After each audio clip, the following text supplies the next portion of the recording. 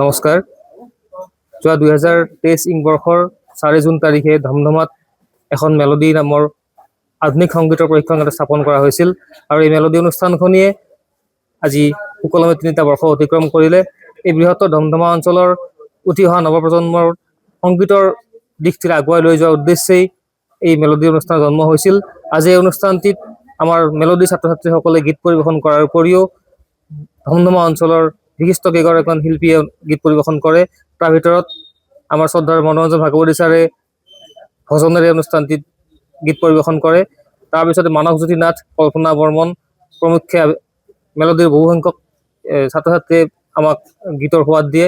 আমাৰ শ্ৰদ্ধাৰ উদ্ধৱ তালুকদাৰ দেৱেও ভূপেন হাজৰিকাদেৱৰ গীতেৰে আমাক আমোদ যোগাবলৈ সক্ষম হয়।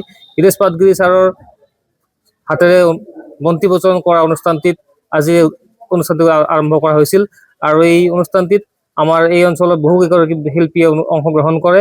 আমি আশা কৰিম অনাগত দিনত মেলোডিৰ এই যাত্ৰা অব্যাহত থাকিব আৰু ধমধমা অঞ্চলৰ সমূহ ৰাইজে আমাক মেলোডিৰ এই যাত্ৰাত সহায় সহযোগিতা আগবঢ়াব। যিকোনো খবৰৰ বাবে যোগাযোগ কৰক আমাৰ এই নম্বৰত 9181 307 221।